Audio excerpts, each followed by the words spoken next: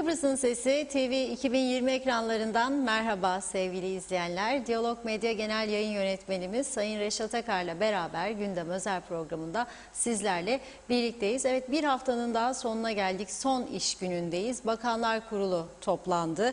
Gündem tabii ki salgın önlemleri. Yasaklar aynen devam mı edecek? Gevşetilmeler, açılımlar olacak mı? Bizler de merakla bekliyoruz. Açıklandığı gibi de sizlerle paylaşacağız. Dün hatırlayacaksınız programın sonlarına doğru konuşmuştuk. Kuzey Kıbrıs'ın son 20 yıldaki başbakanlarını. Konu çok ilgi gördü. Bugün de Diyalog gazetesinde bu bir rekor başlığıyla aktarıldı haber. Devam edeceğiz, genişleteceğiz. Yorumlar var, mesajlar var, telefon bağlantılarımız olacak. Hepsi ve daha fazlasıyla hiç vakit kaybetmeden hemen başlıyoruz. Evet Sayın Akar, merhaba. Merhabalar Funda Hanım. Herkese hayırlı günler dileyerek başlayalım. Evet, bugün Cuma, tabii her Cuma Bakanlar Kurulu'nun toplantısı var. Sağlık Üst Kurulu'nun vermiş olduğu kararları değerlendiriyor Bakanlar Kurulu ve o kararlar çerçevesinde önümüzdeki hafta pazartesi günden itibaren hangi kısıtlamaların devam edeceği, hangisinin kaldırılacağı şeklinde kararlar veriliyor. Aldığımız bilgilere göre Sağlık Üst Kurulu Bakanlar Kurulu'na eski kararların devamı yönünde tavsiyelerde bulunmuş. Ancak Bakanlar Kurulu'nun da talepleri doğrultusunda bu kararları dün yeniden değerlendirerek bir kez daha gözden geçirmiş ve son şeklini Bakanlar Kurulu'na iletmiş. Şimdi tabii en büyük sıkıntı sıralayacak olursak birinci madde, evet siz lokantaları açtınız ama açık alanı olanları dediniz. Halbuki havalar soğuk, yağmur var. Herkesin de açık alanı yok. İnsanlar yağmurun altında oturup yemek yiyecek hali yok. Veyahut da ne bileyim açık alan kısıtlı olan yerler var. Soğuktur, orayı ısıtması zor. O yüzden pek memnun olmadı işletmeciler bu konuda. Kapalı alanlara gerekmesi halinde mesafe kuralları koyarak, şartlar koyarak kapalı alanların açılması yönünde bir beklenti var. Hükümetin de bu yönde olumlu bir düşünce içerisinde olduğunu kurul toplantısından önce öğrenmiş bulunuyoruz. Yani büyük bir ihtimalle kapalı alanların belirli saatlerde ve kontrollü bir şekilde açılmasına yönelik bir karar bugün Bakanlar Kurulu toplantısından çıkabilir. Bunun dışında ikinci beklenti neydi? Hafta arası çalışan insanlar alışverişe gidecek vakit bulamıyor. Dolayısıyla cumartesi günü ve pazar onların alışveriş günüdür. Hadi pazar günü sokağa çıkma yasağı koyuyorsunuz kaç haftadır. Bari cumartesi günleri kapatmayınız bu iş yerlerini. Yani perakende sektörünü açtınız. İnsanlar hafta arası zaten çalışanlar gidip alışveriş yapmıyor. O zaman cumartesi niye kapatıyorsunuz? Hiç olmazsa belirli bir saate kadar, 13'e kadar, 14'e kadar bu insanların da iş yapmasına imkan sağlayınız. Bu konuda da Bakanlar Kurulu'nun esnek bir tavır içerisinde olduğunu biliyoruz ve böyle bir kararın çıkmasını bugün bekliyoruz Bakanlar Kurulu'ndan. Üçüncü beklenti turizm. 1 Nisan kapının ardında Güney Kıbrıs 1 Nisan'da turizm faaliyetlerini başlatıyor. Türkiye 1 Nisan'dan itibaren turizm faaliyetlerini başlatıyor. Bu konuda çok yoğun bir tanıtım kampanyası gerçekleştiriliyor ve Ankara'ya yapılan ziyarette Kuzey Kıbrıs Türk Cumhuriyeti yetkililerine de tanıtım için bizden talepte bulunmanız halinde Türkiye tanıtımlarıyla birlikte Kuzey Kıbrıs'ın tanıtımını da üstlenmeye hazırız denildiği ve bu konuda açık çek verildiği halde hükümetimize bugün oldu. Hükümet Nisan'da bir hafta sonra ne yapacağını bilmiyor. Dolayısıyla Bakanlar Kurulu'nun bugünkü toplantıda bu konuyu da enine boyuna değerlendirilmesi bekleniyor. Aldığımız bilgilere göre de turizm faaliyetlerinin Nisan ayından itibaren kontrollü bir şekilde açılması yönünde bir eğilim var. Bunu da Bakanlar Kurulu'nun bugünkü toplantısı sonrasında öğrenme şansımız olacak. Açıklamalar yapıldığı anda sizlere biz de bunları aktaracağız. Başbakanın açıklamalarını aktaracağız. Tabii hep böyle kısıtlamaları konuşuyoruz da sağlık konusunda acaba biz gerek bu pandemi sürecinde gerekse öncesinde gerekli önlemleri alabildik mi? Yani sağlık sistemimizi sağlıklı bir şekilde bizler yönetebildik mi? Çok önemli bir soru. Ve sosyal medyada son dönemde işe alınan sağlık görevlisi olarak alınan hemşire veya diğer görevler için 130 kişinin kayıp olduğu yönünde iddialar dolaşıyor. Bu konularda bu iddiaları biz programa başlayıncaya kadar resmi makamlar yanıtlamış değildi. Ama biz araştırma yaptık ve bu konuda elde ettiğimiz bilgileri şimdi sizlerle paylaşmak istiyorum. Neymiş alınan personel? Aslında 130 değil. Sayın Ali Pilli'nin görevden alınması öncesinde 240 kişinin son bir yılda sağlık hizmetlerinde göreve alındığı bilgisi var. Bunların 30 tanesi sınavı geçerek hemşire statüsünde göreve başlamış. Geriye 240'ın haricinde 30 kişi de hemşire olarak son sınavlarda alınmış ve sayı 270 olmuş. Bu 270 tanesinin 40 tanesi 30 alınanla birlikte 10'la daha önce alınan 40 kişinin sınavı kazanıp hemşire olduğu bilgisi var. Geriye kaldı 230 kişi ama bunların tümü hemşire değil. 10 tanesi hasta taşıyıcısı, 14 tanesi röntgen teknisyeni, 7 tanesi laboratuvar teknisyeni, 2 tanesi bakanlıkta görev yapan kimyager. Peki geriye kalanlar nerede? Kayıptır deniliyor. Hani geriye kalanların ise sınır kapılarında ve pandemi otellerinde görev yaptığı iddia ediliyor. Ama şimdiki yönetim Sağlık Bakanlığı kadrosu da bu konuda bilgili olduğunu açıklamıyor. Yani özellikle pandemi hastanesi yetkilisinin 130 kişi kayıp iddialarını doğruladığı yönünde bilgi var. Ama eski yönetime göre de bu kayıp olduğu iddia edilen kişiler pandemi otellerinde görevli. Çünkü ne yapıyorlar? Orada ateş ölçüyorlar, PCR testi yapıyorlar ve sınır kapılarında da geçişlerde yine aynı görevi yapıyorlar.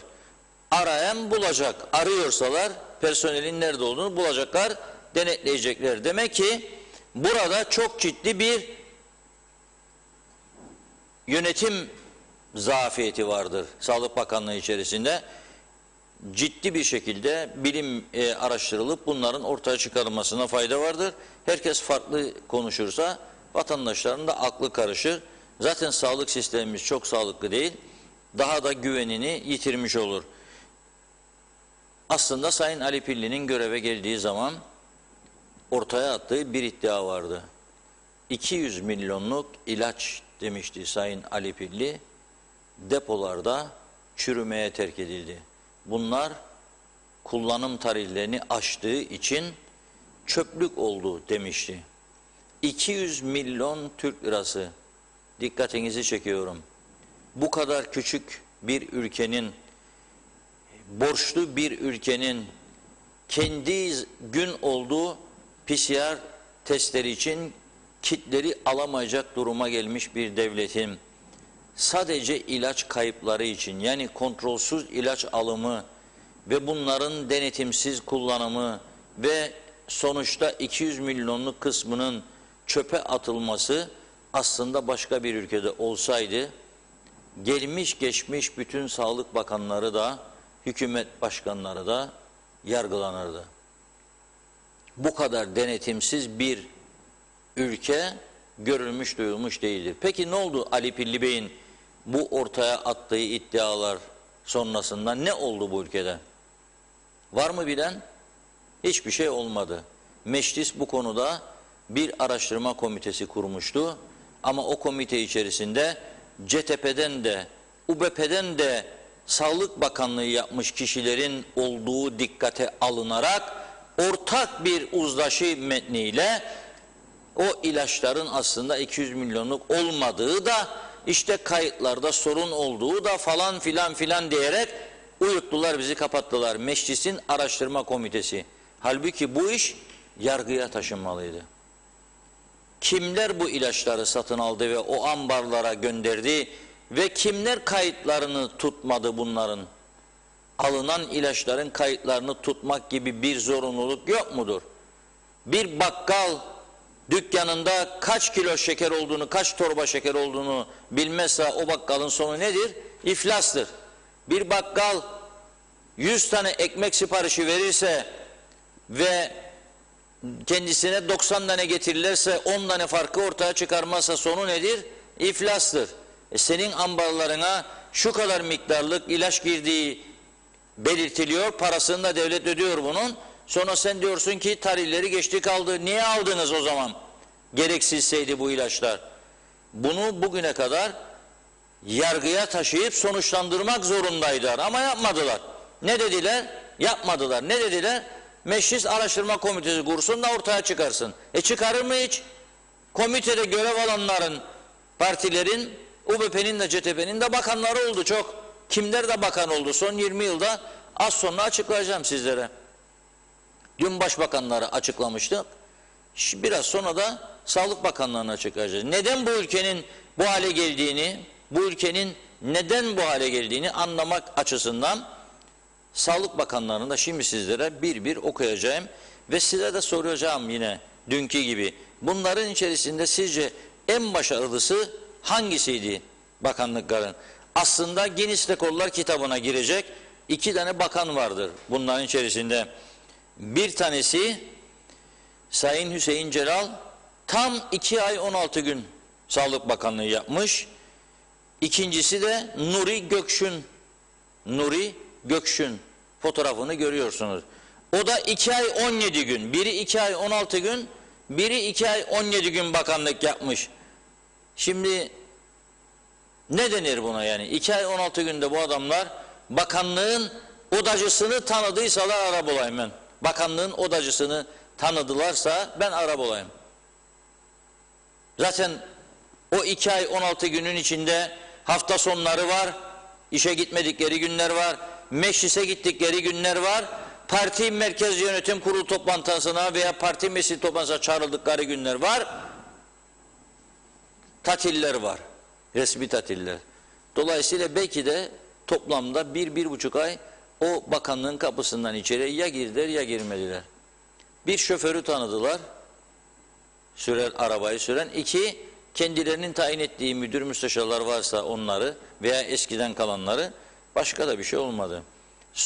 Pandemi sürecinde bile düşünün, pandemi sürecindeyiz. 1 yıldır ve bu sürede bile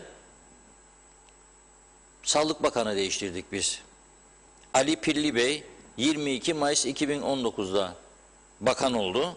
20 Şubat 2020'de bakanlığı sona erdi. Yani 10 ay 28 gün. Girdiği zaman saçlarının yarısı siyahtı. Bu da bakın çıkıştaki saçlarıdır. Tamamen beyazlaşmış vaziyette. Uykumda bile koronayı görüyorum demişti Ali Pilli Bey. Ve görevden alınmazdan 2 hafta önce de dünyanın en iyi Sağlık Bakanı ilan edilmişti. 2 haftanın içerisinde ne olduysa oldu. Büyücüler mi uzaktan müdahale ettiler, üflediler, yoksa toz şeker mi attılar başbakanlığın kapısından da başbakan girer çıkarken şekerlerin üstüne basıp da o büyüden etkilendi mi bilmiyorum. Öyle yaparmış büyücüler, öyle derler. Şeker atın ayaklarının altına derlermiş. Ya onun üstüne basıp geçerse korkmayın, istediğin olacak. Sevgili sana gelecek ya sen sevgiliye gideceksin falan. Neyse. Öyle oldu Ali Pilli Bey'de. Şimdi sizlere bir bir bu Sağlık Bakanlarının isimlerini ve görev sürelerini okuyorum ve tekrar söylüyorum. en iyisini sizler yazacaksınız. Sizlerden bekliyorum. En iyisi kim? Bunların hangisi bu ülkeye daha çok hizmet etti? Ettiğine inandığınız biri varsa lütfen bizlere yazınız.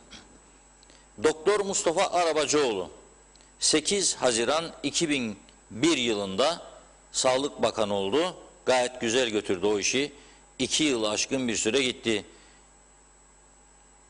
13 Ocak 2004'e kadar görevi devam etti. Sonra az önce sizlere ismini aktardığım, aslında esas mesleği avukatlık olan, Cumhuriyetçi Türk Partisi'nin ilk 10 kurucusundan biri olan Hüseyin Celal tanınmış avukatlarımızdandır. 13 Ocak 2004'te Sağlık Bakanı oldu. 26 Nisan 2004 tarihinde görevi sona erdi. Eşref Vaiz Bey, o da geçtiğimiz günlerde bir banka olayı yüzünden sürekli kamuoyunun gündemine gelmişti. 26 Nisan 2004'te bakan oldu. 4 Mayıs 2009'a kadar bu görevi gitti. Uzun süre kaldı Eşref Vaiz Bey. Ertuğrul Hasipoğlu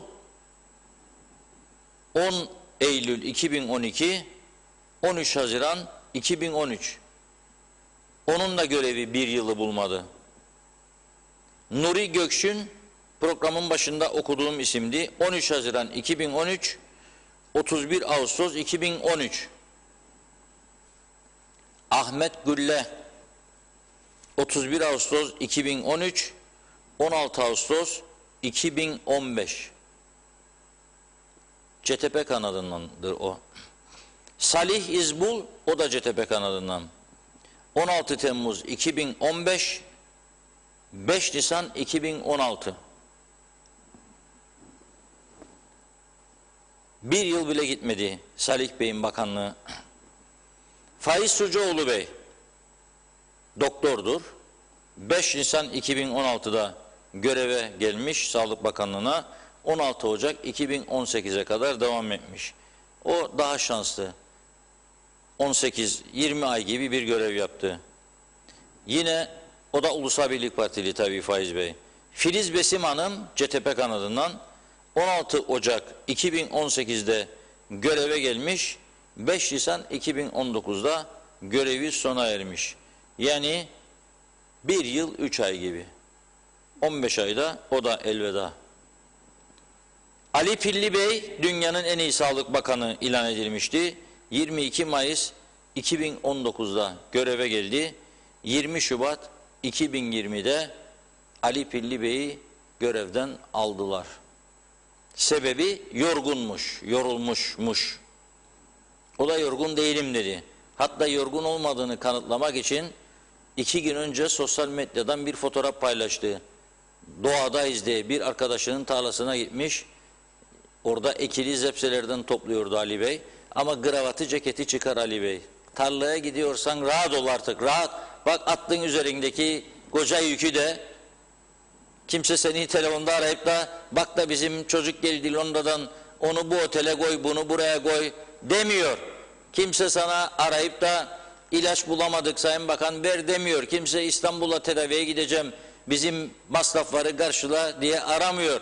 Hastaneye gönderdik anamızı, yatak yok, ne yapacak doktorum diyen yok.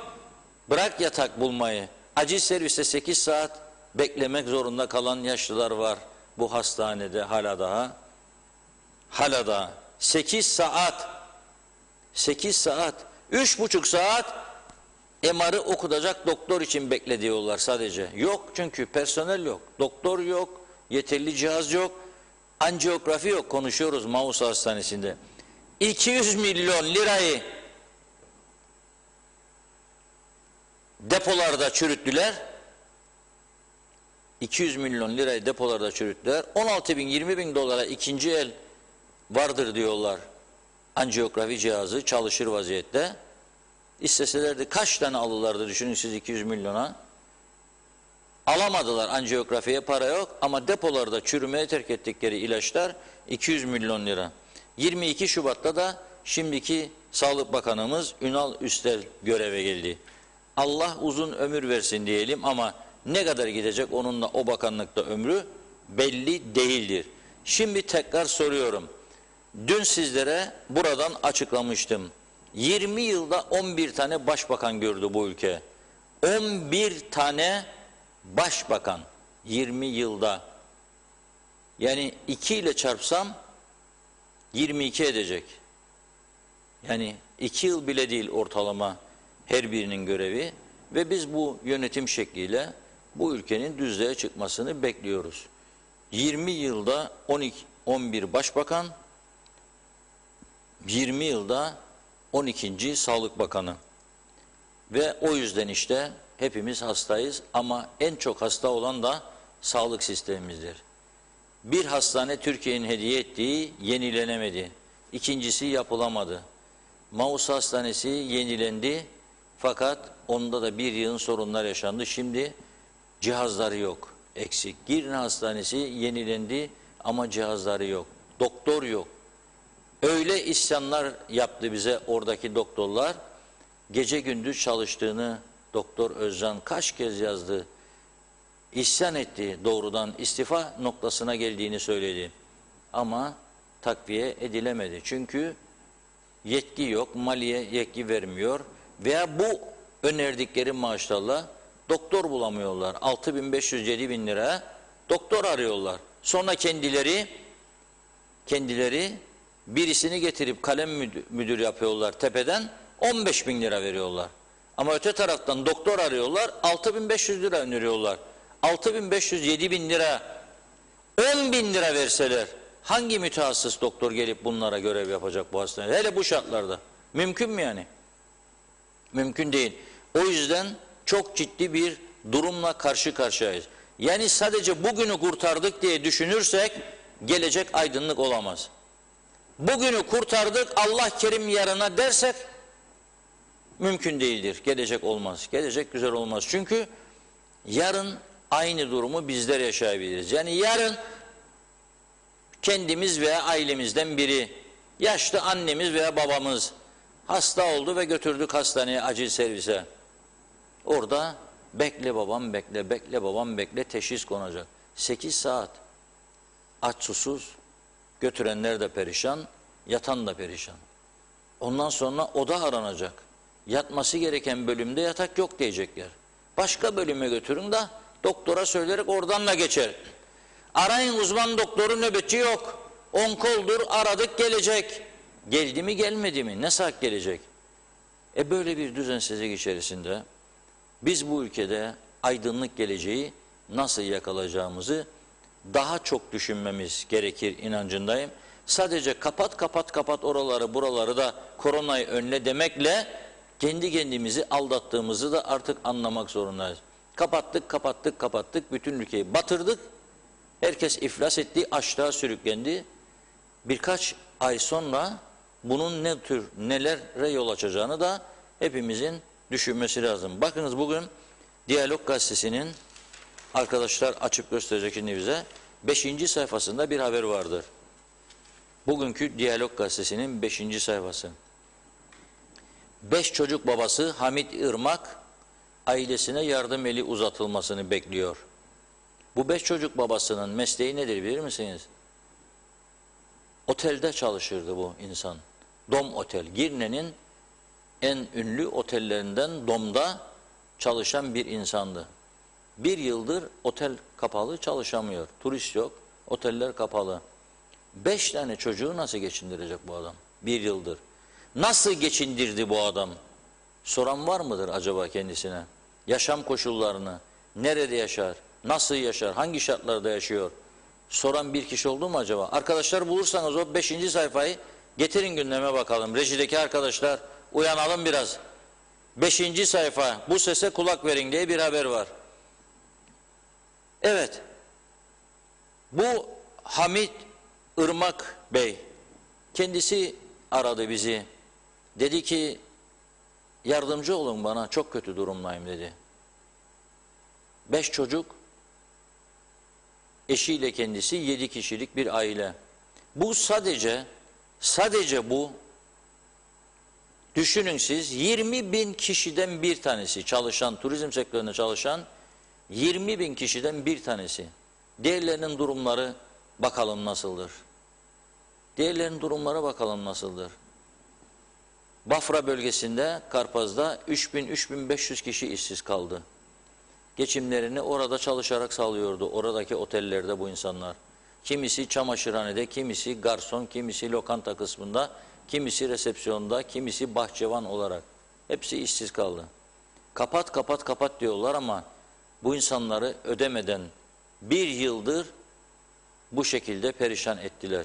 Bunu da düşünmek lazım. Hasta olan sağlık servislerinin düzeltilmesi yönünde ciddi bir istek, ciddi bir icraat gören var mıdır acaba bu ülkede? Soruyorum.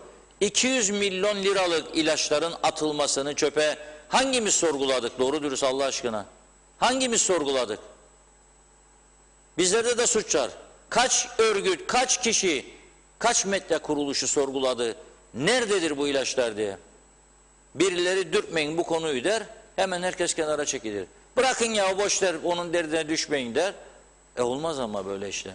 Bu yönetim anlayışıyla, bu düşüncelerle hiçbir yere varamayız. Bu konuda ve dünkü gündemimizde, bugün de Diyalog Gazetesi manşetinde yer alan sürekli başbakan, bakan değişimlerini irdelemeye devam edeceğiz. Ama bakıyorum mesajlar çok yoğunlaştı. Funda Hanım birkaç tanesini okusun. Ondan sonra devam edeceğiz. Sayın Sibel Siber'e de bağlanacağız. Çünkü Sayın Sibel Siber en kısa süreli başbakan olarak tarihimize geçti. 3 aydan az bir süre başbakanlığı vardır. Dolayısıyla onunla konuşmak istedik bu konuyu. Ne düşünüyor? Neler yaşadı o günlerde ve bundan sonrası için ne öneriyor bizlere? Kendisiyle konuşacağız az sonra. Evet, mesajlara başlıyorum. Hızlıca aktarayım sizlere. Ali Magaryos, hayırlı yayınlar dilerim. Bakmayanlar kurulundan bir şey çıkmaz. Beklemeyin boşuna demiş. Mehmet İnancı, hoş vakitler, hayırlı cumalar, huzurlu yayınlar dilerim diyor. Nilgün Şah da hayırlı akşamlar, hayırlı cumalar dilemiş. Teşekkür ediyorum. Doğru söz, doğru haberler sizde. Mutlu hafta sonu dilerim. Kamil Özalay, merhabalar, Almanya'dan selamlar. AstraZeneca'ya bizde devam ediliyor. İzin çıktı. İyi yayınlar dilemiş Kamil Bey. Mehmet Uluçaylı da. Yılmaz Nasipoğlu, Reşat Bey kolay gelsin. Bunlar kayıp değiller. Abilerine oy toplamak için kasaba ve köy köy gezerler. Aday olacak abileri için ve tabii ki maaş artı araba artı yemek ve abilerine oy toplamadır görevleri diyor. Mehmet Kurtulmuş, Kuzey Kıbrıs hükümeti 1 Nisan şakası olarak her yere açıyor ve serbest bırakacak diye duyum aldım. Sahi yalan aldığım haber demiş Mehmet Bey. İsmet Ezel, burada Kuzey Kıbrıs'ta komite demek olayı kapatma demek diyor. Zehra Sencer, çok teşekkür ediyorum. Çok naziksiniz. Mehmet İnancı, Kuzey Kıbrıs komada yaşam savaşı veren bir hasta durumundadır. Bu ülkenin birçok hastalığını kurutmak gerekir. Bunu da yapabilecek dürüst insan Reşat Akar'dır. Benim görüşüm bu yöndedir diyor Mehmet Bey. Hürrem Dede, Funda ablacığım, Reşat abicim iyi yayınlar. Bugün sizi sadece izleyeceğim, hiçbir şey yazmayacağım demişsin ama Hürrem'cim diğer mesajlarını da gördüm, birazdan okuyacağım. Zafer Tuncel, Reşat Bey, ilaç kaybı Sağlık Bakanlarının değil, İlaç Ecza Dairesi'nin başında bulunan müdüründür. Ama müdür Sayın Ali Pilli'yi bile dinlemez. Bakalım Ünal Bey'i dinleyecek mi demiş. Nazime Nalbant, şıksınız diyor. Teşekkür ediyoruz. Her gün bir türlü yerine gelmedi. Kimse bu kararlara bir türlü neden tam açıklamalarda bulunmaz, halkımıza yardımcı olmuyor. Bazı yerler açıldı ama hiç kimse de memnun olmadı. Çok kısıtlamalar yapıyorlar. Cumartesi açık olsun ki insanlarımız çalışsın. Madem çok talebeler gelmiş, bundan korkmuyorlar. Mekanları işletmek isteyenler neden tedirgindirler? İnsanlarımız eğer dikkat ederse her şeyde iyi olacaktır inşallah ve aşılar da olursa bu zor günleri atlatacağız. Dayanın, selamet, hep birlikte bulacağız sevgilerimle demiş Nazime Hanım. Doğan Falyalı, nasıl yani alınan personel kayıp, olmaz böyle şey, ancak sağlık için alınıp başka birimlere aktarılmış olabilirler, evvel zaman içinde olabilir demiş. Kayhan Kınay, Reşat Bey işe başlamadıkları halde ödeme yapılan 130 sağlık çalışanı için yorumunuzu merak ederim diyor. Evet, Mehmet İnancı hep kabahat astrolog söyleyemedim ismini, pilliyi bile yedi demiş. Metin Maraşeli hoş vakitler diliyor. Zeka Üçer'de iyi yayınlar dilemiş. Menteş Aytaç'ta. Ömer Bozkara vezirler bu hükümetin yapacağı iş ancak bu kadar olur. Sağlık Bakanı değişti, siz dua edin. Hala ülkeyi satmadıklarına, gerçi satıldık sayılır yazmış. Pınar Yazıcı öncelikle Sağlık Bakanlığı şunu açıklamalı. Gelen aşılar kriterlere uymayan kaç kişiye hatır gönülle yapıldı? Herkes bunu konuşuyor diyor. Hürrem Dede en iyi doktor, en iyi bakan. Ben kimi severim Reşat abicim, sizin düşünce. Reşat Bey'in en iyi bakan yorumunu merak etmiş. Hikmet Ceylan dünyanın en iyi Sağlık Bakanı Ali Pilli'yi İlan ettiler de burayı hiçbir dünya tanımıyor ki yazmış. Kemal Kaylak, Reşat Bey fuar alanında korona testi sırası beklemek çekilmiyor. Buna bir çare bulmak lazım. İyi yayınlar dilemiş. Necdet Mavi Gözlü, 200 milyon liralık ilaçların bozulup atılmasına sebep olan bütün bakan ve milletvekillerinin tümünde mahkemeye hesap vermeye çağrılmalı ve bu zarar ziyan onlardan talep edilmesi gerekir. İnsanlar ilaç bulamazken böyle bir savurganlık dünyada başka bir ülkede kesinlikle görülmüş değildir. Herhalde Sağlık Bakanlarına gelince hepsi de benim yanımda sınıfta kaldılar diyor. Sayar Eker hafta sonu rahatlık versin diyor. İnci Teksoy en başarılı Arabacıoğlu'yla Ali Pilli demiş. Rüzen Pilli Kökeri de en başarılı Ali Pilli diyor. Ethem Durak, ben 10 yıl önce 2011'de ilaç deposunda yığınla Gosop ve Katalan solüsyonu gördüm. Bütün merdivenlerde birbiri üstüne yığılmıştı. Merak ederdim, bu devlet, bu hükümet dolum tesisi mi var? Dolum mu yapacak? Bu ilaçlar ilgisizlik ve bilgisizlikten oluştu diyor.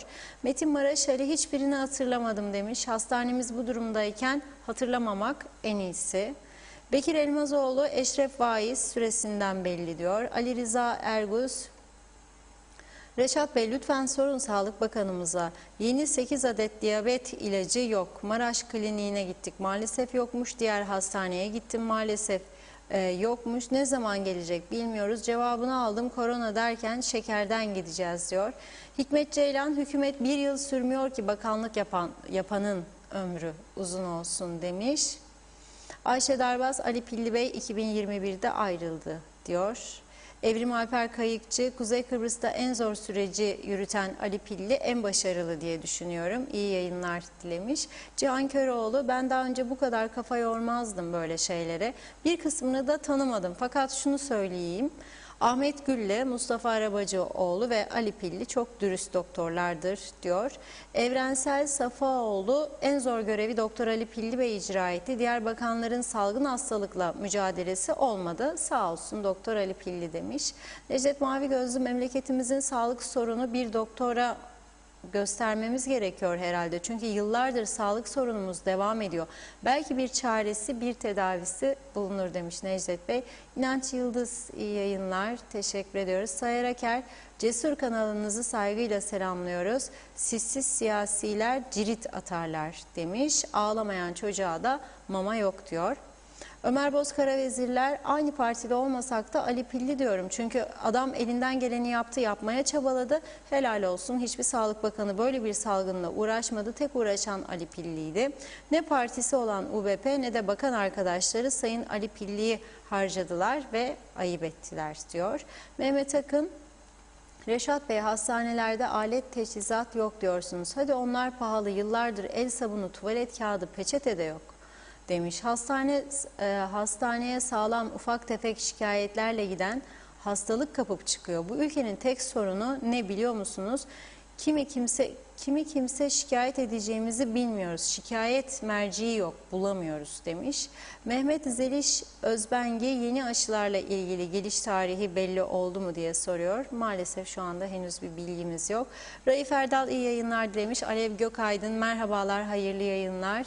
Güzel hafta sonları sizlere de. Mine Ethem, hayırlı cumalar demiş. Sizleri izlemeye devam. Londra'dan selamlar diyor. Enver Taşer, Hükümet 200 milyonluk ilacı tarihi geçmiş diye çöpe atıyor. 1000 sigortalı olmama rağmen hastanede ilaç olmadığından dışarıdan eczaneden kendi cebimden ödeyerek alıyorum. Benim sigortalı olmam neye yaradı anlamak mümkün değil.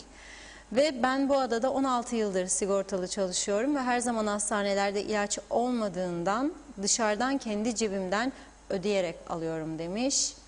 Özgün Şataf da merhabalar diyor. Bu okullar nasıl açılacak? Nasıl açmayı düşünüyorlar? Gerçekten aşı yapacaklarını mı düşünüyorlar diye soruyor.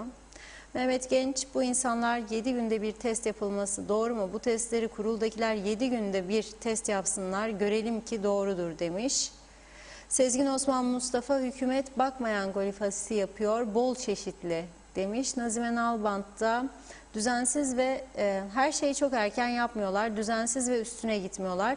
Hep biri birbirini suçlamalarla hep gündeme gelirler. Düzenli işler yapsalar olmaz mı? Her şey bozulur. Sonra da suçlu kimdir?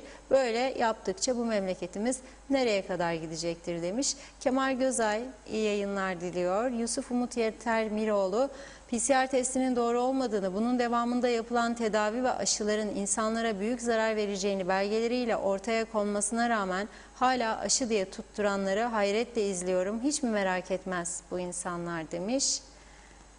Hürrem'de de benim düşüncem Ünal Üstel en iyi doktor kim ne derse desin diyor. İnanç Yıldız, bir gün tüm insanlığın aşılanması ümidiyle salgının bitmesini umuyorum. Salih Cibo, karantina parası günlük kişi başı 500 lira, hükümetimiz para ödüyor. Kişi başı ayda 3500 lira buluyor. Versin özel ve esnaf battı. İnsanlar borç batağında. 5000 iş yeri kapandı. 50.000 kişi işsiz. Ancak da 69 atama yaparlar. İyi yayınlar dilemiş. Murat Hayat da 1500 lira için tarih vermiyorlar. İnsanlarla alay ediyorlar. 2 ay oldu, yazıklar olsun demiş. İyi yayınlar. Mehmet Kurtulmuş, en iyi Sağlık Bakanı Ali Pilli Bey'di. Onu da Başbakan yedi diyor. Sayar Aker, dünyamızın en mutlu ülkesi Finlandiya, bizim neyimiz eksik demiş. Evet, Mehmet İnancı da Reşat Bey, Kıbrıs Türk'ünün tek umudu ve güvendiği tek kurum kaldı. O da Diyalog Medya ve Reşat Akar'dır diyor. Bir iki mesaj daha aktarıp ara vereceğim. Ahmet Aktu iyi yayınlar dilemiş. En başarılı Ali Pilli diyor o da. İsmet Ezel, hasta derneklerinin ve hasta hakları derneklerinin bu konuda sesleri çıkmadı demiş. Son olarak da Mehmet Bahtiyar Tolon. Reşat Bey, bu devletin bakan olarak para alıyorlar ancak bu devletin evrakını tanımıyorlar. Ehliyet yenilemeye gittim. Benden kimlik kartımın fotokopisini talep ediyorlar. Ehliyetimi bu devletten aldım. Eskisini zaten geri alıyorlar. Vatandaşa zorluk olsun, kimin umurunda? İngiltere pasaportu bile postayla gönderiyor. Biz neredeyiz demiş diyorum. Burada küçük bir nokta koyuyorum. Evet Reşat Bey, buyurun. Noktayı koydunuz, ben de noktalı virgül. Ben devam edeyim. Hadi. Şimdi Ali Pilli Bey konusuna bir düzeltme yapayım. Bende oldu hata. 22 Mayıs 2019, 20 Şubat 2021 diyeceğime 20 dedim. Düzeltiyorum. 22 ay 28 gün bakanlık yapmış oldu Ali Bey. Mustafa Bazıbağlı Bey'in bir katkısı var bize bu konuda. Teşekkür ediyorum. Diyor ki, Kuzey Kıbrıs Türk Cumhuriyeti'nin kurulduğu günden bugüne neden bir arpa boyu ileri gidemediğinin en büyük nedeni bakanlıklarda yaşanan diyor zenginliklerdir. Yani devamlı bakanların değişmesidir demek istiyor. Ve örnek veriyor. Tabii kurulduğu günden bu yana. Biz son 20 yıl diyoruz. Hatta bugünkü manşetten sonra bazıları demiş ki o diyalog unuttu, Osman Örü'yü unuttu, Necat Konuğ'u unuttu, Çağatay. Yok, unutmadık. Dün de söyledim. Hiçbirini unutmadık. Ama son 20 yıldır başlık bakarsanız KKTC halkı son 20 yılda 11 başbakan gördü dedik. Çünkü en fazla değişimler son 20 yılda oldu. Devamlı değişiyor. Yani o yüzden gömlek değişir gibi bakan değiştiriyoruz bu ülkede. Kaşını beğenmedin gönder, gözünü beğenmedin gönder. Partiye az yardım yaptı gönder. Senin isteklerini yapmadı gönder. Dolayısıyla böyledir bu iş. Bu ülkenin kaderi oldu artık. Diyor ki Musa Bey, Sağlık Bakanlığı 23 tane Sağlık Bakanı görev yaptı diyor bugüne kadar. Maliye 22, Eğitim 31, Dışişleri 19, İçişleri 26, Tarım 24, Ulaştırma 22, Çalışma 32, Turizm 36. Turizm 36 çünkü sık sık hepsi seyahate gitsin diye. Yani yardımcı oluyorlar. O gitti, gezdi, geldi, gördü. Onu da koy, ötekini de koyma, o da gitsin, gelsin, görsün. Japonya'ya kadar giden turizm bakanlarımız. Japonya nere? Kuzey Kıbrıs nere? Ama görmek lazım. Fikirleri geliştirmek açısından olursa hiçbir sorun yok. Faydası var. Gidip görsünler ama gelsinler, ülkemizde uygulasınlar. Yok ki Girne antik limanını mahvettik. Tarihin paha biçilmez değerini yok ettik. Ben nasıl derim sonsuza dek benimdir Girne marinası? Var mı böyle bir hakkım diye düşünürüm. Kusura bakmasın kimse. Vatan, millet, Sakarya başka bir şeydir. Ülkeye sahip çıkmak, insanlığa sahip çıkmak ve hizmet etmek başka bir şeydir. Başka bir şey diyemeyeceğim. Şu anda da Ercan Havaalanı'na bir ambulans uçağın indiği haberi verildi bana görüntüleriyle. Atarım görüntüyü de şimdi. İnmiş durumda az önce. İnşallah maşallah aşı olsun diyorum. Bakanlar Kurulu'na şimdi çıktığı zaman Ersan Saner Bey büyük müjdeyi versin. İşte bizim iktidarımız döneminde bu kadar aşı yapıyoruz desin, helal olsun desin. Yeter ki aşılar gelsin. O mu getirdi, başkası mı, ana mı yolladı fark etmez. Ana yolladı, evlat da burada gurur duyarak söyler. Bizim dönemimizde yaptık, bunları yapıyoruz desin. Çok mutlu oluruz. İnşallah, inşallah, maşallah diyorum, aşı çıkar bu uçaktan, onu bekliyorum. Bu arada Sibel Hanım'ı arıyorsunuz arkadaşlar. Ona bağlanırken deneyimli gazetecilerimizden köşe yazarı Sayın Ahmet Tolgay'ın bugün sosyal medyadaki bir paylaşımını okuyacağım. Çekindi yazsın Diyalog Gazetesi'nin manşeti diye Ahmet Bey ama bir şey değil, sorun değil. Bu manşete dayalı olarak yazdı. Kıbrıs Gazetesi'nin köşe yazarıdır Ahmet Bey. Kuzey Kıbrıs Türk Cumhuriyeti'nin şöyle diyor, partiler ve başbakanlarımız başlığı da. Kuzey Kıbrıs Türk Cumhuriyeti'nin son 20 yılda gördüğü 12 başbakanın 6'sı CTP'den, 5'i UBP'den, biri DDP'den. Dervişeroğlu, Hakkı Hatun aynen buradaki şeyi veriyor. Mehmet Ali Talat, Ferdi Sabi Süer, İrsen Küçük, Siber, Özkan Yorgancıoğlu, Ömer Kalluncu, Hüseyin Özgürgün, Tuvan Erürman, Ersin Tatar ve Ersan Saner. Daha fazla başbakan CTP'den. Hakkı Hatun'u yanlış koydu çünkü yoktur Hakkı Hatun bizim listemizde. Hakkı Hatun Bey daha önce, bu son 20 yılın değil, onun öncesinin başbakanlarındandı. Neyse, en fazla başbakan CTP'den UBP ve DP ile koalisyonlara en fazla ortak olan da CTP. Yani diyeceğim o ki diyor, fırtına gibi esip gürlemekte olan ana muhalefetimizin de ülkenin bu duruma gelmesine çok büyük negatif katkısı ve payı var. Arada bir şapkayı önlerine koyup düşünsünler diyor. Siyaset kurumumuzun çok ciddi hastalıkları var. Sorunlar da bu hastalıklardan kaynaklanmakta. Ciddi ve radikal reformları içerecek anayasal bir rejim değişikliğine ihtiyacımız var. Böyle gelmiş, böyle gidemez diyor. Kim demiş böyle gelmiş, böyle gidemez? Bal gibi de götürüyorlar işte. Ana yollar biz dağıtırız gidiyor işte.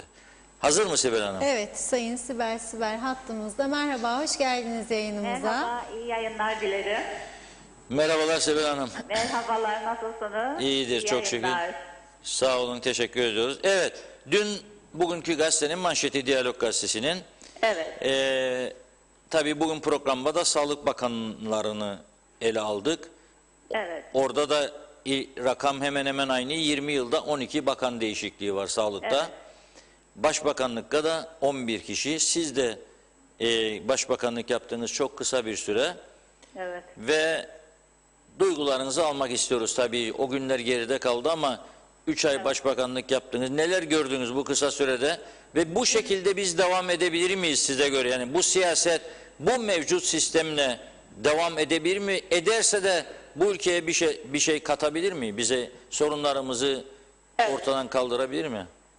Reşat Bey, yani tabii ki çok önemli bir noktaya dikkat çekiyorsunuz. İzliyorum sizi.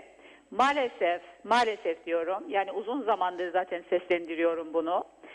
Bu deneyimlerimden sonra özellikle değişen Yani çok kısa sürede değişen hükümetler, çok kısa sürede değişen bakanlar, başbakanlar bu bir kopukluk yaratıyor. Kurumsal bir yapıya da sahip olmadığımız için değişen bakanlarla ve hükümetlerle bütün bürokratlar değişiyor ve hafızası, yani kurumsal hafıza dediğimiz o aktarım kayboluyor.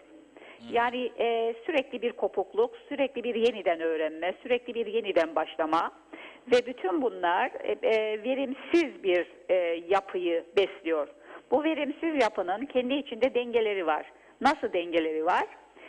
Bu yapı, seçilmişler bu yapıyla seçildiği için seçilenler toplum yararına veya ülke yararına olmadığını gördükleri halde bu sistem sayesinde seçildikleri için ve bu sistem kendilerini bir şekilde orada tuttuğu için bu sisteme karşı olamıyorlar ve sistem onlar sistemi bir kısır döngü içinde bu yapı maalesef devam ediyor.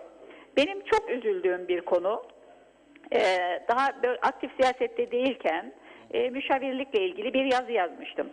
Yani bu müşavir demek bir defa ülkenin insan kaynaklarının evde oturmasını teşvik etmek, onlara, kişisel olarak onlara işe yaramazlık psikolojisi vermek, kaynaklarından yararlanmamak, bir nevi devletin insan kaynaklarından yararlanmaması, işte bütçeye tabii ki yine ekstra bir yük, sürekli müşavirlik yaratarak ve az önce söylediğim özellikle liyakatla gelen, eskiden liyakatla olan o deneyimli kadroları bir nevi pasifize etmek ve toplumsal, kurumsal hafızayı yok etmek. Ve müşavirlikle ilgili bir yazı yazmıştım ve çok gayret gösterdim. Daha sonra da meclis başkanlığı dönemimde de bu kamu reformunun geçmesi ve bu müşavirlik denilen, bu liyakata önem verilmeyen bu yapının sürekli beslenmesini engellemek için ve neticede geldiğimiz noktada şu anda şunu görüyoruz. Eskiden hükümetler değiştiğinde, yani bir siyasi parti iktidarı görevini bitirdikten sonra bir başka siyasi parti iktidarı geldiğinde bu bürokratlar değişirdi. Şimdi geldiğimiz noktada bakıyoruz ki aynı siyasi parti iktidarında bakanlar değiştiği için bürokratlar değişiyor. Yani bu nasıl bir kıyımdır? Evet, en büyük sorunlardandır. Yani aynı partinin bakanı Hasan gidiyor, Mehmet geliyor. Evet. Müsteşarını, müdürünü, kalem müdürünü, hatta sekreterini değiştiriyor. Ne var be arkadaşıma değiştiriyorsun? Senin partinin demek ki ideolojisini, varsa eğer ideoloji de o ayrı bir mesele. Evet. Destekleyen adamlardır bunlar. Niye? Evet, buyurun da. Çünkü şöyle, farkındaysanız, yani bunu itiraf etmekten de çekinmiyor zaten çoğu siyasetçi. Parti tarafından ödüllendirme olarak görülüyor. Yani o kurum için, o görev için uygunluk veya işbirlik veya tecrübe aranmıyor. Bir kaynak olarak görülüyor. Hani devletin bazı kaynakları veya popülist yaklaşımlar siyasi partiler için kullanıldı. İşte neyse geçmişte arazi dağıtmalar, efendim birçok avantajlar dağıtıldı.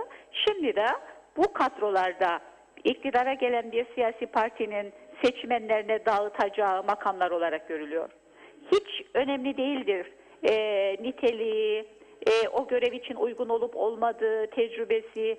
Sadece önemli olan o bakana ne kadar yakın olduğu, seçimde kendisini ne kadar desteklediği veya gelecek seçimde ne kadar destekleyeceği. Yani bütün bunlar maalesef çok öne geçti ve artık gizlenmiyor da. Yani çok doğal ve rahat yapılıyor bu atamalar. Bunları görüyoruz. Bunun dışında bu kadar sık hükümet değişmesi bu ülkeyi ileriye götürür mü? Yani istikrarsızlık demektir bu. Bu da analiz edilmesi gerekiyor. Benim 80 günlüktü bizim başbakanlığım ve hükümetim ve ne mutlu ki bugün beni gören, tanıyan veya konuştuğumuz herkes tarafından çok olumlu, çok güzel bir örnek dönem olarak anlatılıyor.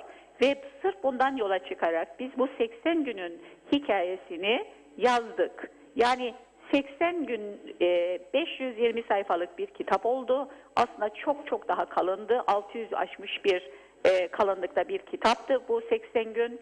Neyi koyduk? Bütün gazetelerin ve köşe yazarlarının o dönemle ilgili düşüncelerini, akademisyenlerin düşüncelerini, o dönem yazılmış, bugünden geçmişe değil, o günlerde her gün yazılan yazıları, halk röportajlarını ve insanların duygularını ve sanırım benim için tabii kişisel olarak çok büyük bir mutluluktur. Bir övünç kaynağıdır, bir gurur kaynağıdır. Böylesine bir dönemin yaşanmadığı, böylesine bir güven ortamının olmadığı, neden bu böyle oldu diye bunun analiz edilmesini gerçekten istiyoruz. Yani siyaset bilimcilerinin, politikacıların veya akil insanların bu 80 günlük dönemin niçin halkta böylesine olumlu iz bıraktığını, o köşe yazarlarının nasıl değerlendirdiğini okumalarını istiyorum ve analiz edilmesini istiyorum. Şu yargı var, hepsinde 80 köşe yazısı var bu kitapta. Hepsinin ortak paydası, diyorlar ki bu hükümetteki bakanların seçim kaygısı yok. Bürokrat olmalı. Teknokrat olmalı, yanlış söyledim. Teknokrat olmalı bakanlar, seçim gayresi taşımamalı. Dolayısıyla merkeze o zaman halkın genel çıkarlarını koyarlar. Yani halk için çalışırlar, kendisi için değil. O zaman başarıya ulaşmak için bürokrat veya müdür, müsteşar atamaları liyakata göre olur, iş bilmeye göre olur. Çünkü merkezde halkın mutluluğudur, halkın yaşam kalitesini yükseltmedir. Bu çok ortak payda bu çıktı. Yani demek ki diyorlar seçim kaygısı taşımayacak. Sadece ve sadece orada halk için bir hizmet için orada olduğunu bilecek ve görevi bittikten sonra tekrar seçime girme, kendisi için yatırım yapma endişesi olmayacak. O hükümette tek siyasi bendim Reşat Bey. Peki niye değişmiyorlar bu sistem? Bugün benim köşe yazım da bu konudadır. Hadi başkanlık sistemi. Şimdi başkanlık sistemi dediğimizde vatandaşlardan da bir kısmı, ki sanıyorum o bir kısım vatandaş da bazı partilerle yakın ilişki içinde olduğu için böyle diyor. Benim inancım o. Diyorlar ki hayır, başkanlık diktatörlüktür da efendim şudur budur. Güney'e bakın diyoruz. Onu da bakmak istemiyorlar, öğrenmek istemiyorlar. Evet. Halbuki Güney'de biliyorsunuz daha 2 ay yok. Son 2 ay içerisinde Cumhurbaşkanı 3 saat sorgulandı pasaport uygulamasından dolayı. Hesap vermek zorundadır. Kime? Başsavcı isterse ona da vermek zorundadır. Ama meclisin atadığı araştırma komitesine de hesap vermek zorundadır. Aldı gitti dosyalarını ve meclis salonunda o araştırma komitesine, tabii bunlar milletvekili değil, meclisin atadığı yargıçlar falandır. Orada ifade verdi 3 saat süreli. Ona kimse bakmıyor, onu görmek istemiyor. Evet. Peki hadi bunu istemiyorsunuz. O zaman bu mevcut sistemi sürdüreceksek geliniz bu bölgeciliği ortadan kaldıralım. Bak nasıl şimdi Ali Pilli Bey gitti. Ünal Bey gelince dediler ki Güzelürt Lefke'den kimseyi koymadınız. Bunun cezasını ödeteceğiz size diyorlar şimdiki başbakana. Olacak şey değil. Yani. Olacak gibi değil. Olacak şey değil. Bu kadar küçücük ülkede. O zaman tek bölgeyi yapalım diyoruz. Ona da ses yok. Yani KKTC milletvekili olsun adam, ne Güzelürt milletvekili, ne Lefkoşa denmesin. Ve bir de Bakanlar Kurulu, başbakan tamam milletvekili, hadi anayasa öyle diyor ama teknokratlardan oluşsun diye meclis bir yasa yapabilir, bir değişikliğe gidebilir. Niye yapmıyorlar sizce bunu? Çünkü bu sistemle seçiliyorlar. Dolayısıyla kendini seçen bir sisteme bu seçilenler maalesef karşı durup da yeni bir maceraya veya seçilemeyeceğini düşündüğü bir yapıyı istemiyor. Mesela bu tek bölgeye şiddetle karşı çıkmıştı küçük bölge milletvekilleri. İşte Güzelyurt mesela 3000 oyla seçilebiliyor. Güzelyurt'tan bir milletvekili. 3000 oy demek 10 aile demektir. Siz 10 aileyi tatmin edin veya arkadaş olun, eş dost seçilirsiniz. Yani büyük toplumsal projelere gerek yok o zaman. Elinizde cep telefonu, 24 saat seçmenlerinizle konuşun. Onların küçük ufak iş takiplerini yapın, seçilirsiniz. Yani büyük toplumsal projeler, veya topluma anlatabileceğiniz fikirler, bunlara çok fazla gereksinim duymazsınız. Kendi bölgenizde seviliyor musunuz, yardım ediyor musunuz? İşte milletvekili oldunuz, telefonlara yanıt veriyorsunuz, hemen işte ufak tefek işlerini hallediyorsunuz, karşılıyorsunuz. Odalar dolup boşalıyor, bakanlık odaları. Ben bir kere yeni gelmiştim ülkeye.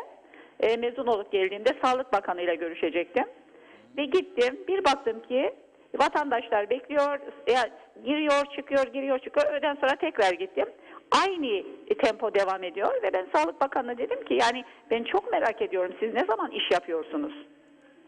Evet, Yani aynen. motivasyon, iş yapma motivasyonu eğer seçilme üzerine kurulmuşsa o zaman kapanıp da yazı yazarak, projeleri inceleyerek, projeler yaparak, kafa patlatarak seçilme şansınız yok. Sizin seçilme şansınız nedir? Sürekli vatandaşla görüşeceksiniz, mavi boncuk dağıtacaksınız, sırt okşayacaksınız. Yani bu şekilde seçilirsiniz. Dolayısıyla ülkemizde kurduğumuz sistem böyle bir yapı. Bu yapıyı besliyoruz. Yani birbirimize işte patronat sistemi dediğimiz bu yapı kendisini besliyor. O nedenle bir yeni sistem arayışı, ciddi bir yeni sistem arayışı yok. Vatandaşımız hepimiz şikayet ediyoruz. Ama bu şikayetin kökeni neden bu şikayetler oluyor? Neden bakanların verimi düşük, bakanlıkların verimi düşük? Neden bir proje yıllarca sürüyor? Bütün bunların nedeni aslında bu. Esas temel yani uğraş verilen konu ikinci seçim. Seçildikten sonra bir sonraki seçime kendisini kanalize ediyor seçilenler. Böyle bir yapıyla verim beklemek mümkün değil. Meclis başkanlığım döneminde nasıl bir yönetim sistemi diye bir çalıştay planlamıştım. Fakat erken seçim olması dolayısıyla yetiştirememiştim. Ondan sonra Doktor Fazıl Küçük Vakfı ve DAÜ Doğu Akdeniz Üniversitesi ile birlikte bu çalıştayı gerçekleştirdik ve bu sistemin, başkanlık sistemin artıları, eksileri masaya yatırıldı. Gayet güzel de tartışmalar oldu. Dolayısıyla ortaya çıkan bir gerçek var. Bu sistem hasta. Yani bu sistem bizi bir yere götürmeyecek. Bu sistem böyle tökezleye işte vatandaş şikayet edecek, seçimler olacak, yine seçim, yeni seçim. Bu şekilde gideceğiz ama nereye kadar bilmiyorum. Esas bizim tıpta söylediğimiz bir şey vardır. Hastanın sürekli ateşi çıkıyor, ateş düşürücü veriyorsunuz, antibiyotik veriyorsunuz. Ama esas köken safra kesesinde taş dolu ve iltihaplı, ona bağlı oluyor.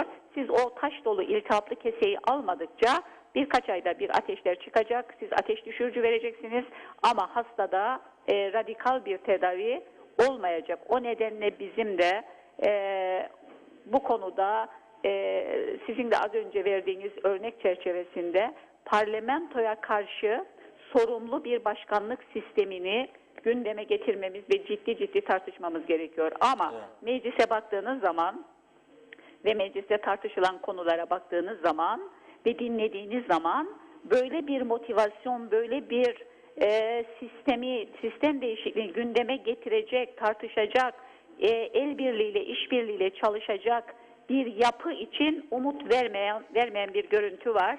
O nedenle çok umutlu olmadığımı söylemek isterim. Yok, çok teşekkür ederim. Çok güzel özetlediniz. Ben de görmüyorum şahsen. Çok konuştuk. Daima ben bazı şeyler bizim Kıbrıs'ta çok kullanılan bir ama kelimesi vardır. Yani mesela bir şey konuşuyorsun, çok severim ama diyor. Ya seversin ya sevmezsin ama yok. Evet. Başkanlık sistemini biz de tartışmaya hazırız ama diyor. Ne demek ama? Yani tartışmaya hazırsan tartış ama zaten tartışıyoruz yıllardır. Evet. Bir sonuca gidecek miyiz, gitmeyecek miyiz? Kararlılıktır bu. Yani kararlılık. Ne der nikah memuru? Evet mi hayır mı der. Bir cevap ister sizden, ya evet dersiniz ya hayır dersiniz. Evet, aması yok. Aması yoktur bu işin. Çok teşekkür ediyoruz. Ben sağ olun. teşekkür ederim. İyi yayınlar dilerim. Evet. Nereden aklıma geldi ya bu hocanın sorduğu da. İyi günde kötü günde diyor. Var mısınız yok musunuz diyor. Var mısın diyor.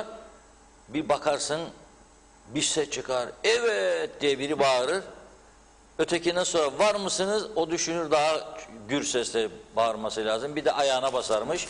Basanın sözü geçermiş nice. Bizde öyle söylerlermiş. Geline derler mesela bas bir ayağına der de damat senin sözünden çıkmasın derler.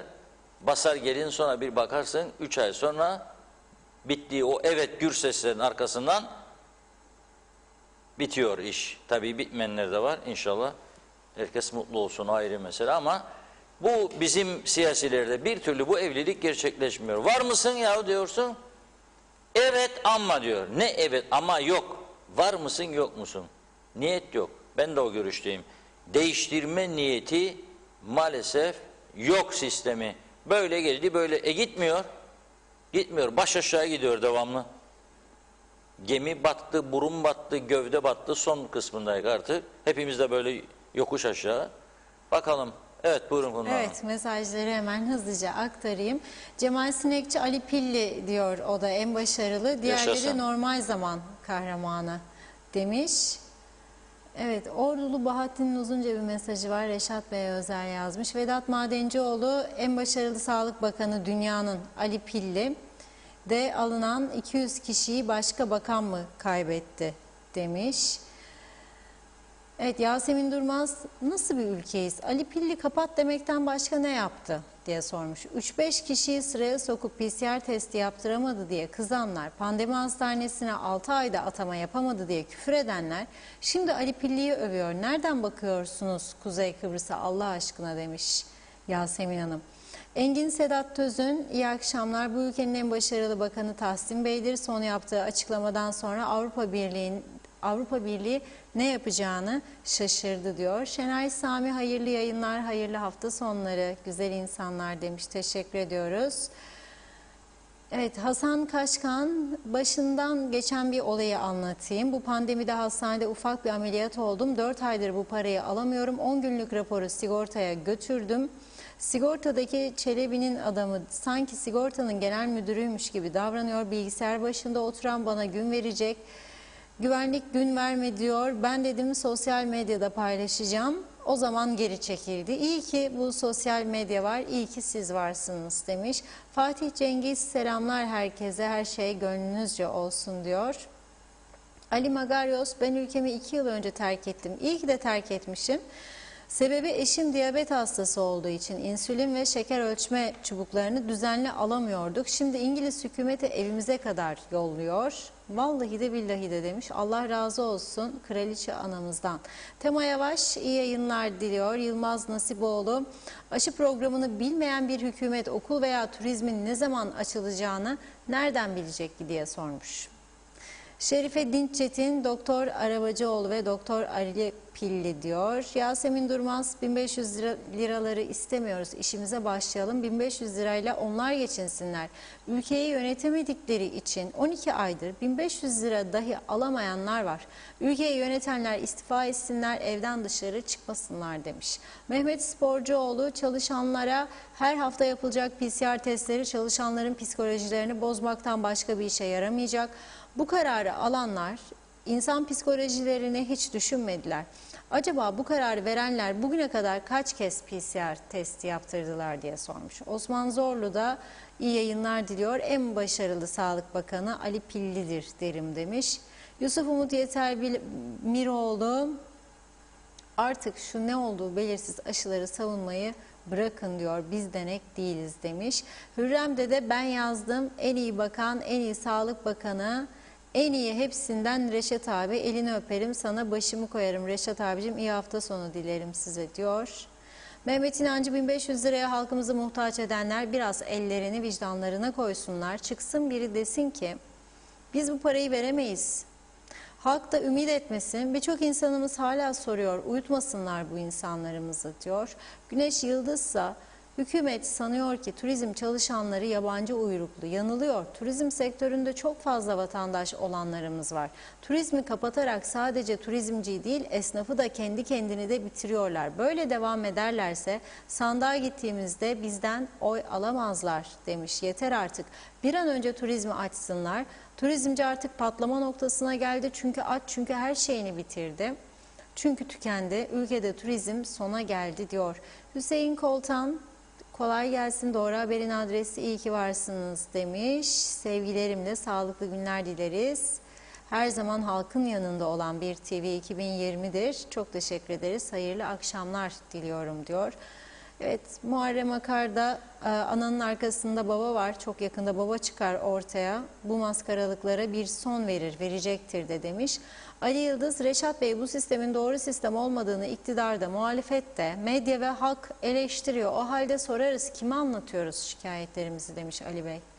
Altan Karakuş iyi yayınlar diliyor. Mehmet İnancı, Sibel Hanım'ın dediklerine katılırım. Teknokrat, bakan ve başkanlık sistemi şarttır. Vekil mecliste oturup yasa yapacak, yoksa al gülüm ver gülümle ülke kangren olur diyor. Akçay Muhtarlığı da iyi yayınlar dilemiş. Teşekkür ediyoruz. Bekir Elmazoğlu, atanan bakanların sadece akademik kariyer yapması yetmez. Reel sektörde de başarılı çalışmaları olmalıdır. Güneyde %80 böyledir diyor. Evet Reşat Bey, buyurun. Evet, şimdi bu konuyu istesek de istemesek de önümüzdeki günlerde çok daha fazla tartışacağız. Yani bir sistem değişikliğini hele erken seçim konusunda uzlaşmıştı bu üçlü koalisyon hükümeti. Ekim ayını göstermişlerdi takvim olarak da. Erken seçime gidelim ve vatandaş kararını versin. Tabii normalde böylesi pandemi süreçlerinde seçime gitmek doğru bir yaklaşım değildir. Yani erken seçime gitmek doğru bir yaklaşım değildir. Ve mevcut sistemle erken seçime gitmemiz halinde bu ülkede neyin değişeceğini de kendi kendimize sormamız lazım. Yeni bir oluşum çıkar mı? Çok zor. Neden? Çünkü öyle bir silahlanmış ki bugüne kadar bu ülkenin gelmesinde payı olanlar, sadece siyasetçiler demiyorum, bazı siyasi partileri veya siyasileri desteklemeyi görebilen veya desteklemek zorunda olan çıkar ilişkisi nedeniyle kişiler onların kaybetmesine izin vermeyecekler. Veyahut da kaybetme durumlarında kimler onlara kaybettiriyorsa onlara zarar vermek için ellerinden geleni yapacaklar. Ve küçük bir toplumda da çamuru at izi kalsın etkili olacağı düşüncesinde oldukları da kesindir. Şu anda bile görüyoruz sosyal medyada nelerin yazıldığını, nelerin söylendiğini. Biri kalksın bir yolsuzluk olayını ciddi bir şekilde araştırmaya başlasın, bak arkasından neler gelir, ne saldırılar. Ve o saldıranlara ne yazık ki bazı hukuk çevreleri de destek veriyor. Avukatlar, barolarda iyi görevlere gelmiş olanlar var. Zaman zaman, hepsi demiyorum ama olanlar var. Gördüm ben, görüyorum da. Gördüm bunları. Fikir veriyorlar. Onun diyorlar güvenirliğini sarsacak bir şeyler yapmanız lazım diyorlar. Dava öncesinde yargıyı etkilemek için. Bunlar bu ülkede yapılıyor, küçük ülkede. Buna karşı önlem alıyor musun sen? Yok. Söylüyoruz. Değişen bir şey yok. Yani düşünün siz, bir kısmını ülkede mesela bizim meslekte, yayıncılıkta devlet kontrol altına alıyor. Bir kısmına hiçbir şey yapmıyor. Dokunmak bile aklından geçmiyor. Nasıl bir düzen yarattın sen burada? Bir avuçluk ülkeyi bu kadar parçalara ayırmışsın sen. Nasıl umutlanacağım ben? Evet, güzel ülkemiz var. Güneşi gördük mü oh be cennetten bir köşe falan. Yağmur sonrasında ovalara çıkarlar.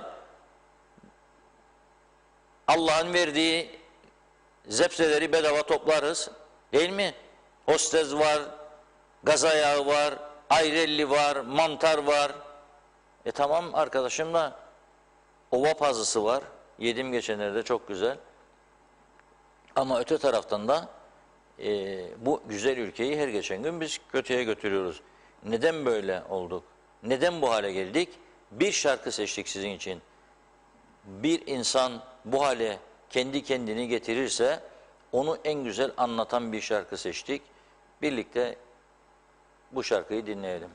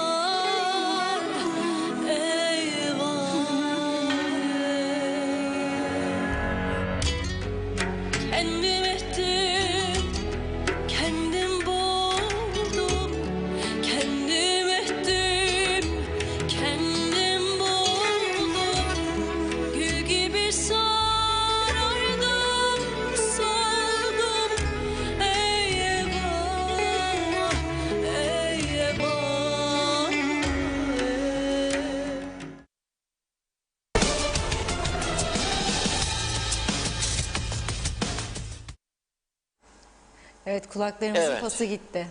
Aslında tabii bu şarkının en iyisini yorumlayan Cem Karaca. Allah rahmet eylesin. Ondan dinletmeyi de çok arzu ederdik ama tabii ki o telif meseleleri var diye her şarkıyı istediğimiz anda çalamıyoruz. Amatör sesler ama dinlediğimiz grup da şimdiki sesler ikisi de çok güzel, özel amatör sanatçılar. Gerçekten ikisini de çok severek seçtik. Bugünkü konumuza da çok uyan bir şarkıydı. Kendim ettim, kendim buldum. Yani biz ettik, biz bulduk bugüne kadar. Ne olduysa kendimizden kaynaklanıyor. Şimdi gidip de 74'ten bu yana olan biten her şeyi sıralamanın bir anlamı yok. Ama bazılarını söyleyelim. Yani 74'te hele göçmenlik oldu.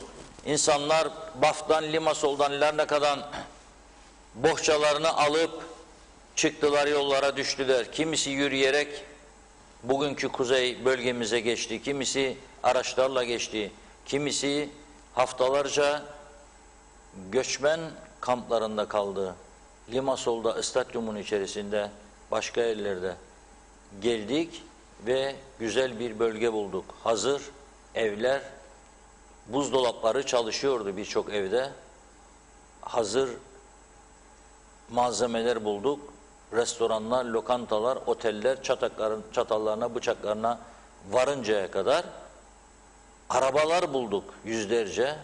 Tabii bıraktıklarımız da oldu ama bulduklarımız tahmin ederim kat kat fazla. Bunu herkes biliyor. Sonra kendi işlerimizi yapmaya başladık. Ekonomik durumumuz çok gelişti. Hatta öyle dönemler oldu ki Rum tarafında var olan zenginlerden daha fazla zenginliğimiz oldu. Şu anda bile tahmin ederim bizdeki zenginlerin sayısı güneydeki zenginlerden daha fazladır. Şu anda kuzeyde kullandığımız lüks araçların sayısı nüfusa göre oranlarsak güneyde kullanılan lüks arabaların sayısından çok daha fazladır. Şükretmesini de bileceğiz. Çok güzel gelişme oldu. Ama ne oldu? Bu aşırı siyaset, partizanlık ve bilinçli bir şekilde değil, tamamen partizanca yönetim anlayışları sayesinde devletimiz fakirleşti. Kurduğumuz devlet 83'te daha zengindi. Şimdi daha fakir oldu. Borçları arttı. Borçlar ödenemez duruma geldi. Kurumlar battı. Şimdi de halkımız iflasları oynuyor. Dolayısıyla bütün bunlara bakarak kendimize daha iyi bir yönetim şekli bulmamız gerekiyor mu, gerekmiyor mu? Bunu halk olarak bizler karar vereceğiz. Gerekiyor diyorsak siyasileri önlem almaya teşvik etmemiz lazım. Olmaz arkadaş, ben senin parti meclisinde, Merkez Yönetim Kurulu'nda daha fazla görev yapmayacağım. Çünkü bu sistem bizi bir yere götürmez. Varsanız geliniz düzeltelim demek lazım. Bunu yapacak olanları halk şimdi değilse bir süre sonra alkışlayacak. Bunu bekliyoruz. Evet, ben de dilerseniz okumadığım isimlerin mesajlarını yetiştirip aktarmaya çalışayım. Evet, buyurun. Altan Karakuş, güneyde devlet var Reşat abi, bizde devlet yok demiş. Muharrem Akar'da, Reşat Bey bunu not ediniz. Ülkemizin ne parası var, ne petrolü, ne altın rezervi, ne de iktidarı var. Türkiye vilayet yapacak burayı net diyor. Cengiz Tokyay, yolsuzluk, partizanlık, işlevsizlik, plansızlık, öngörüsüzlük sadece Sağlık Bakanlığı'nda ve Elektrik Dairesi'nde değil, bunu hepimiz biliyoruz. Devlet mevkilerinde ve bunların karşısında olan siyasilerin hiçbirinde de bunların üzerine gidecek irade olmadığını da biliyoruz. Ne yazık ki bu iradeyi samimi bir şekilde gösteren sizin dışınızda ciddi olarak birinin olmadığını görüyoruz. Kararlılığınız, bazen de sonuç getirici etkili çabalarınız vatandaş olarak bizi memnun ediyor, yüreğimizde yer ediyor. İyi ki varsınız demiş. Kemal Gözay, Reşat Bey bizden ne hükümet ne de tüccar olmaz demiş.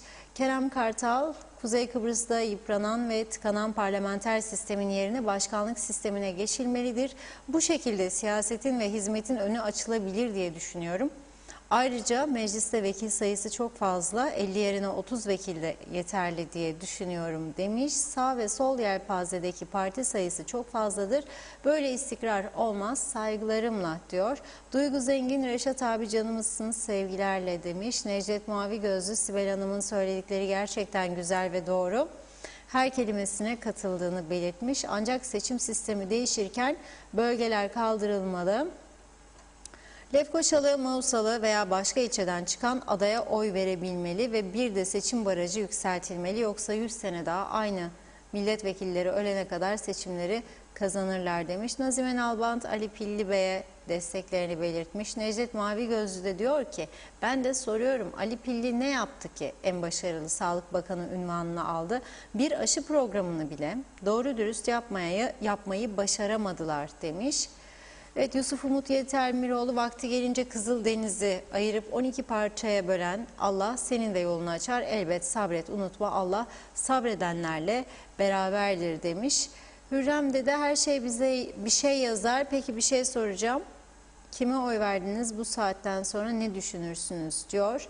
Ulus Barani de, Reşat Bey, Kuzey Kıbrıs'ın en başarılı bakanı koronavirüs boyunca başta olan UBP hükümetine bir umut veriyorlarmış gibi hevesle bakan ve onlarla ekmek kavgası yapan Kuzey Kıbrıs Türk Cumhuriyeti halkıdır diyor. Evet, Duran Kus, 1500 lirayı biz tüm yetkileri gerek, onlar 1500 lirayla ev geçindirsinler ki demiş.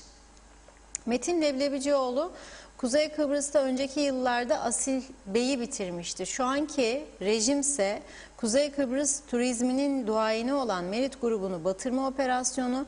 Bu bence, düşünün ki 2 aydır turizmin müsteşarı yok, ihtiyaç da yok gibi davranıyor. Hükümet hedef bence pandemiyi bitirmek değil, halkı ve bazı sektörleri ülkeden soğutma politikası bu demiş Metin Leblebicioğlu. Mehmet İnancı, müzikte olunca programa doyum olmaz demiş. TV 2020 farkı ve Sayın Reşat Akar farkı diyor. Selçuk Orakçı da, Taksim Trio'nun güzel parçalarından bir eser. Türkiye'nin değerli müzisyenleri iyi yayınlar dilemiş. Necdet Mavi Gözlü de şarkının ismini söylemiş. Cem Karaca da nurlar içinde yatsın diyor. Hüseyin Koltan teşekkür ediyor. Mehmet İnancı da, Yasemin Durmaz, parlamenter sistemde tek başına iktidar olması için %45 oy alması yetiyor.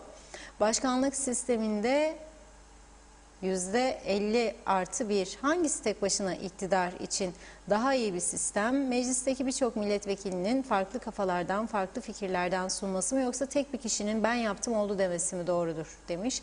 Siyasi ahlak olmayan ülkelerde ne yaparsanız yapın ülke değişmez. Eğer siyasi ahlak varsa parlamenter sistem dünyanın genelinde var.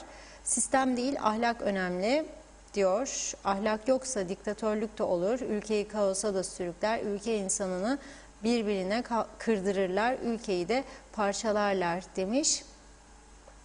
Hasan Akıncı, ekranların piri, bir şey merak ediyorum. Erken seçim deniliyor. Hangi parayla acaba diye sormuş.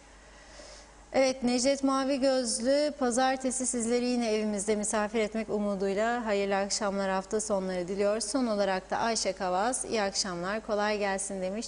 Çok teşekkür ediyoruz güzel mesajlarınız için. Evet, buyurun Reşat Bey, sözü size bırakayım, yavaş yavaş veda edelim, buyurun. Bakanlar Kurulu tabii yetişemedik. Evet. Program akışı içerisinde Bakanlar Kurulu'nun sonuçlanmasını bekliyorduk. Ama tabii tartışmalar herhalde uzanmıştır. Bir de bu tartışmaların sonucunda gerçekten ülke gerçeklerine uygun kararlar çıkarsa helal olsun diyeceğim. Ama yine baskı çerçevesinde, yani sağlık diyerek, ki tabii sağlığı koruyacağız ama bu sağlık sistemini düzeltmek için çaba sarf etmemiz gerekir daha doğrusu. Ama ekonomiyi de canlı tutarak yürütmemiz lazım. Eğer yan komşumuz 1 Nisan'da açıyorsa turizmi, eğer Türkiye 1 Nisan'da turizmi açıyorsa, birçok ülke açıyorsa, biz bunu da düşünmemiz lazım. Ekonomiyi ayakta tutmamız lazım. İflaslarla insanları perişan ederek bir sonuca gitmemiz mümkün değil. Tam tersi sosyal açıdan da çok ciddi sakıncaları gündeme getirir bu. Nitekim getirdiğini de görüyoruz. Bunun dışında daha bir yığın sorunumuz var. Yani bir an önce hükümetin sadece pandemiyle yatıp pandemiyle kalkıp bizi bir takım kararlarla yönetmesini istemiyoruz. Yani bizim istediğimiz bir yığın sorun var. Ya bu ülkede bir yığın sorun var. Yabancıların işlediği suçlarda patlamalar var. Bunları nasıl önleyeceğiz? Cezaevi yetersiz, patlamış durumda. Sorun var orada. Patlamaya hazır bir yanardağ gibi cezaevi. 280 kapasiteli yerde 500 kusur insan yaşatılıyor. 600 insan yaşatılıyor. Bu olmaz. Yollar, sokaklar yarım kalmış. Şimdi Alsancak Belediye Başkanı, Lapta Belediye Başkanı çırpınıyor. Yol yarım kaldı, yarım kaldı. Bir bakan senin, bir bakan benim, başbakan senin, cumhurbaşkanı benim. Gidiyorlar, geliyorlar. Tamam, yeni bakan da istekli, biliyorum, yapmak istiyor, sağ olsun. Ama bu taraftan onun da karşısına bütçe krizi çıkarıyorlar. Bütçe krizde yarım kalmış yollarda insanların hayatları tehlikede. Ne olacak bu iş? Yani buna bir bakmak lazım. Sayın Başbakan güzel bir laf söyledi bugün. Şantiye merkezi olacak dedi. Kuzey Kıbrıs dedi. Yol yapımları olacak ya. Tamam, hayali de güzel ama bir yerlerden başlayalım. Hepsini Türkiye'ye gelip yapsın bize demeyelim yani, lütfen. O açıdan baktığımızda da çok yapacak iş vardır ülkemizde. İstersek yapabiliriz. Gayret olması lazım. Fikir alıp o fikirleri de değerlendirmek lazım. Ama fikir aldığınız adamları, saatlerini çalıp da ondan sonra hiçbir şey yapmazsanız o ayrı bir konu. Başarıya gitmek mümkün değil. Rum tarafı yoğun bir şekilde 27 Nisan'a hazırlanıyor. Bugün bir haber var Rum basınında. Avrupa Birliği de o toplantıda olacak diye. Yani durum giderek ciddileşiyor. Ona nasıl hazırlanacağız biz? Bu şekilde mi? Yani böyle paramparça, dağınık bir şekilde herhalde hazırlanmamız kolay olmayacak. O yüzden ciddiyeti ele alma zamanıdır. Bakanlar Kurulu kararlarda çıktığı zaman canlı olarak sizlere açıklamaları yine TV 2020 ekranlarından yansıtacağız. Bugünlük burada sizlere veda ediyoruz. Çok teşekkürler. Okuyamadığım özelden gelen yorumlar da var. Kusura bakmasın izleyicilerimiz, vakit doldu. Pazartesi günü yine burada olacağız. Ağzınıza sağlık. Çok teşekkür ediyoruz. Evet sevgili izleyenler, gündem özeli bugünlük, bu haftalık burada noktalıyoruz. Yeniden görüşünceye dek sağlıkla, mutlulukla kalın. Güzel bir hafta sonu geçirmeniz dileğiyle.